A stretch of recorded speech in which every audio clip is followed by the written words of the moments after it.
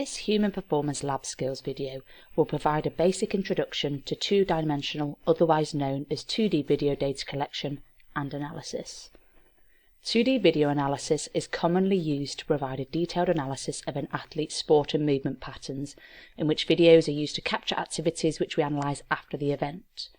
There are two main types of video analysis in sports biomechanics, and this relates to how the video footage is going to be used. They are qualitative and quantitative analysis. Firstly, qualitative video footage has less stringent data collection methods. For example, the video camera is allowed to be panned and zoomed. Commonly, qualitative methods film an action and movement patterns can be observed using a detailed, systematic and structured observation. This can be achieved using qualitative screening tools. Here are a couple of qualitative screening tools which have been previously developed by current and past colleagues here at the University of Salford. Qualitative analysis can be used to provide feedback to an athlete, however you cannot quantify values from this method of analysis. Secondly, we have quantitative methods which can be used if you need to quantify key performance parameters. These include distances, angles, duration, speed, velocity, acceleration and much more. Whereas qualitative methods do not require strict setup, quantitative methods do require careful setup in order to gain useful and accurate insight into key performance parameters, and we'll discuss these further within this video. Please note that the video will look at quantitative 2D methods only. As already mentioned, within quantitative data collection methods, correct data collection and data analysis procedures are important. If collected incorrectly, your data could be meaningless. I will address this in different sections in which we will look at setup. This includes the area, the camera, the athlete, and easy errors. We will also look at data collection including calibration and trials, and finally a brief look at data analysis tools which we use here in the Human Performance Lab.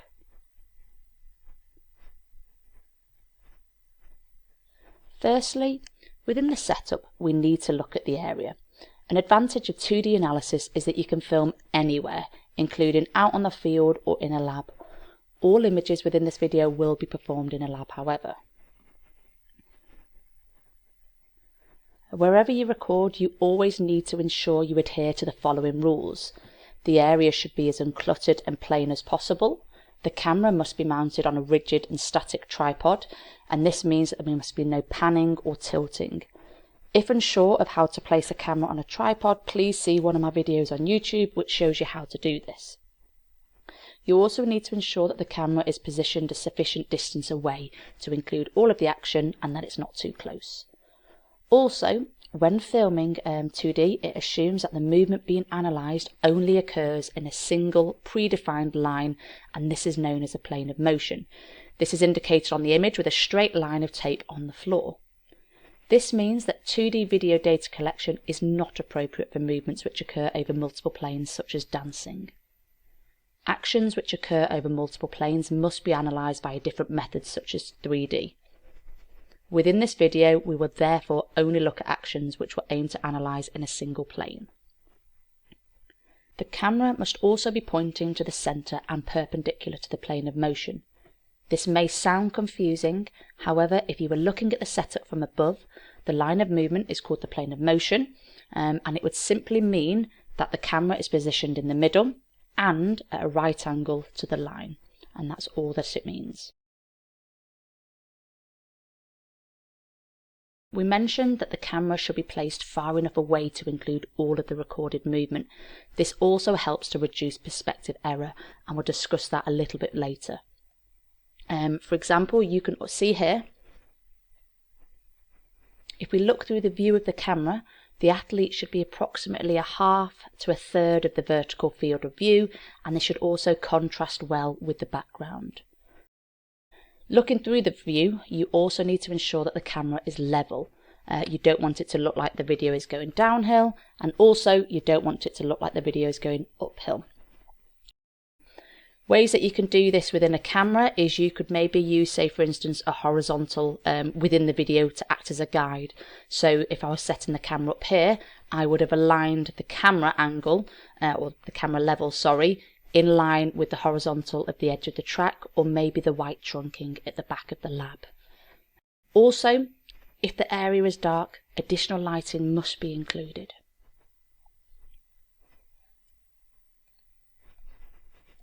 Next, we'll look at the camera. It is important to choose a camera which has the appropriate functions to film the videos you require. It is also important to make sure you set up the camera correctly. First, we need to decide on camera, sampling frequency and the focus, amongst other things. Cameras have progressed so much recently, and phones can even provide high quality, high speed videos. If you do use a phone to record, you need to ensure you have the appropriate tripod to ensure that it's nice and static and rigid. In the Human Performance Lab, we commonly use the Panasonic FZ200, in which we can film in standard or high speed mode. Standard mode collects at 30 frames per second, which in essence means it collects 30 images for every second, which is only really suitable for slow movements. As you can see here in the video, 30 frames per second is not suitable for fast sporting movements. The Panasonic FZ200 can collect at 100 frames per second when in high speed mode, which is better when filming faster movements such as running, Olympic lifting and landing. If you choose a sample frequency which is too low, you may miss important key time points such as initial contact or maximum knee flexion, which you can see here. At 30 frames per second, it would be hard to identify sort of key instances, whereas at the bottom, at 100 frames per second, you'll be able to get sufficient detail for things like initial contact, toe off, and so on. It's therefore important to make sure you select the correct sampling frequency. Other cameras can record at higher speed, so you may see others film at 200, 300 Hz or frames per second. When using higher sampling frequencies, additional lighting is often required. It's important that you use a manual and not an automatic focus on your video. If you don't have it correctly focused, as you can imagine, your image would be blurred, which would make the analysis harder for you. In order to manually focus it, you have to have the athlete stand at the centre of the plane of motion and set the manual focus on the athlete. Without appropriate focusing, your image could be blurred, which we've already mentioned. There are more advanced camera settings which you may see discussed elsewhere, such as shutter speeds and aperture. However, we'll not discuss these in this video.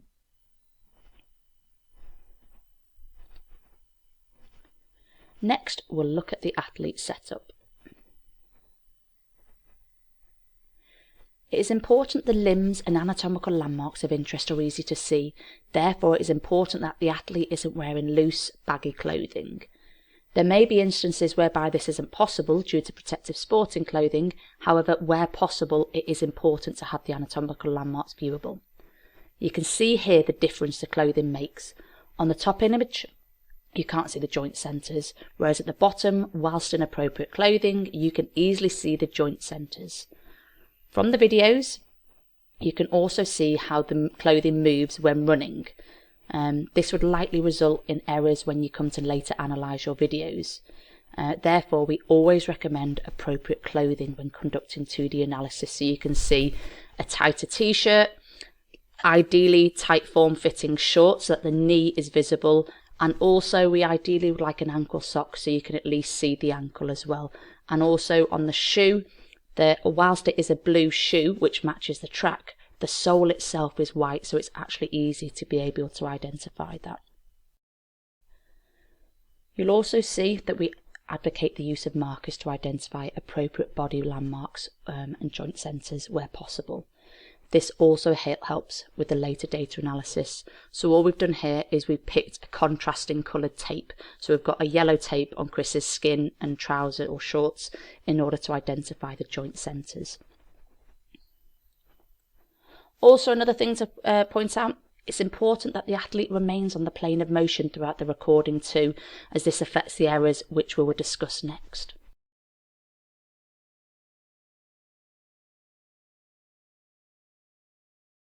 As with all data collection, errors can occur. Care should be taken to minimise errors, as errors in your data collection will result in errors in your results. For example, I mentioned earlier the plane of motion, which is the single line which the action occurs along, and this is shown with the line on the floor in the video. However, you don't have to have it physically marked in reality. The reason it is important for the athlete to remain along this line is due to perspective error. If you take a look at the video with our athlete stood on the plane of motion, now look at him stood 1 metre behind, also 1 metre in front of the plane of motion. We know our athlete's height has not changed, however due to perspective errors he appears smaller when behind the plane of motion and larger when in front of the plane of motion when recording. Also, the distance of the camera away from the motion can help reduce perspective error, which is why we mentioned earlier about positioning the camera further away from the action, well, within reason anyway. The first images were recorded when the camera was 4 metres away from the plane of motion. However, you can see when we position the camera 7 metres away from the plane of motion and look at the athlete again, then 1 metre behind the plane of motion, 1 metre in front of the plane of motion, whilst there are still differences, the magnitude is not as great. This is therefore why it's important to position the camera a sufficient distance away from the action. Similar errors occur when you rotate outside of the plane of motion. If you look at the box here, you can see that the corners are 90 degrees. However, when I rotate the box outside of the plane of motion, the angle looks smaller. Due to this, it's important to ensure that the athlete performs the action within the plane of motion and doesn't rotate out of it, because if they rotate out of it, you'll be able to see that the angles could be incorrect, because again, as you can see here on the left hand side, the same box, the corners are 90 degrees, which when it's rotated out of the plane of motion are smaller. Okay, we'll have a quick recap for now, just a recap of the setup. Okay, so with regards to the area, remember we need to ensure that the background is uncluttered and plain, that the camera is mounted on a static rigid tripod, that the camera is a sufficient distance away from the action, and that the movement occurs in a single plane of motion. Similarly, the setup of the camera, you need to ensure that you have an appropriate sampling frequency for the action. So again, slow actions can be recorded in standard mode, which is 30 frames per second. However, fast actions such as running, they need to be recorded in higher speeds, such as 100 frames per second, or maybe in sprinting you might even need higher. The focus, again, we need to use a manual and not an automatic focus, and also that the manual, you need to manually focus on an object or athlete who is positioned on the plane of motion. Also, with regards to lighting, if the recorded image is dark, you need to use additional lights. With regards to athlete setup, the tick unfortunately has been in the wrong position, but you get the gist. So you can see the athlete size. They need to be approximately 1/2 to 1/3 of the vertical field of view within the camera. That clothing, you would like tight-fitting clothing so that the anatomical landmarks or joint centres are visible, and you do not want loose and baggy clothing. With regards to errors from setup, you would need to reduce perspective error. Therefore, the movement must occur on the plane of motion, and the camera should be placed a sufficient distance away from the action. And once positioned, we do not move the camera, which we will look at in a second.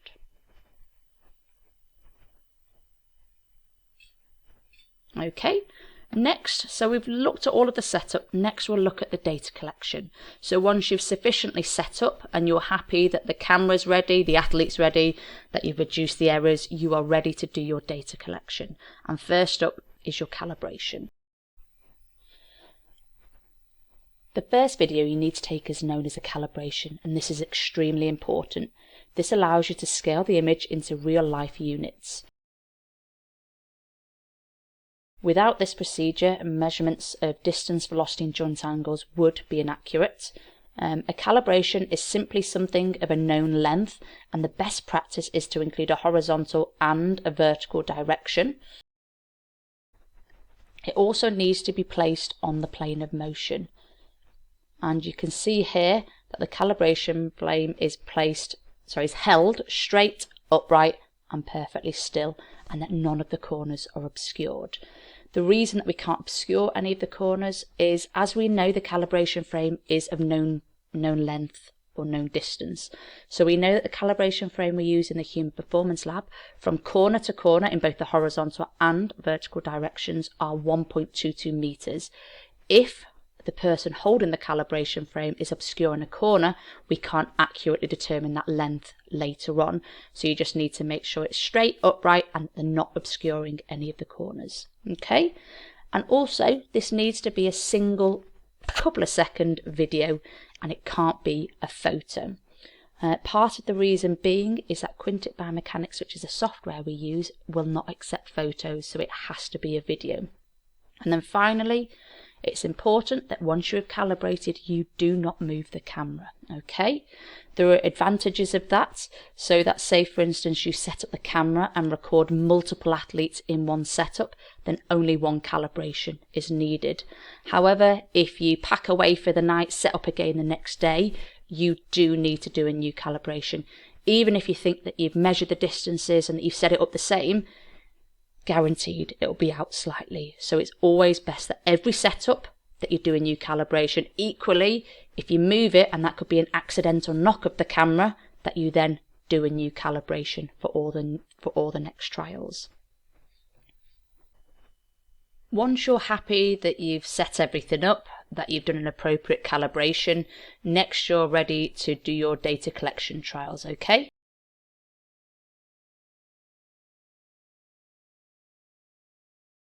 So here you should collect individual trials for your athletes, especially if high speed. So every single high speed video takes up, it's quite a large capacity, so it's best to collect individual videos. And what I mean here is you start the recording and stop it when they've done one trial, and then exactly the same for the next one, so you don't continuously leave your video recording. Then you also need to collect as many trials as your project, your supervisor or module leader chooses. Whilst this is commonly 3 trials per athlete, different projects do require different amounts. Equally, you need to ensure that you've done them properly. So the number of people who come in and they think that they've got good trials, but they actually hit record when the athlete is halfway through the actual field of view, which is inappropriate because you're going to miss half of it. So you need to make sure that you've got as many good trials as you need within the project that you're doing. And that's nice and easy. The hardest part is probably the setup, to be honest. Make sure you've got an appropriate setup, and then the calibration, collecting the trials is relatively easy. As normal, you'll know appropriate warm-up and things like that, but that's not covered in this video. Once you've done your data collection, everyone's gone home, you're ready to do your data analysis, okay? And there are different tools that you can use for data analysis. So there are multiple softwares, and some of them are free softwares, and they include Canovia, Fismo and Tracker amongst others. Here at the University of Salford we use Quintic Biomechanics. Whilst Quintic isn't free, you can access it for free whilst you're a student of the University of Salford. So the university pays quite a heavy fee so that we have access to it. You can use it on the computers in the Human Performance Lab. However, nowadays you can actually access it from your home on your laptop via the Citrix app. There are videos on YouTube which will be able to show you how to access the Citrix app if you're unsure. And also, I'm not going to show you how to use Quintic within this video. However, you can view my videos on YouTube if you wish to learn about the basics of Quintic Biomechanics. With regards to this, if you want to read up any further and go into greater detail, you can see these 2 references here which have chapters dedicated to 2D motion analysis and all of the things with it. Also, some of the videos that I've mentioned are available here at the bottom on my YouTube video. Thank you.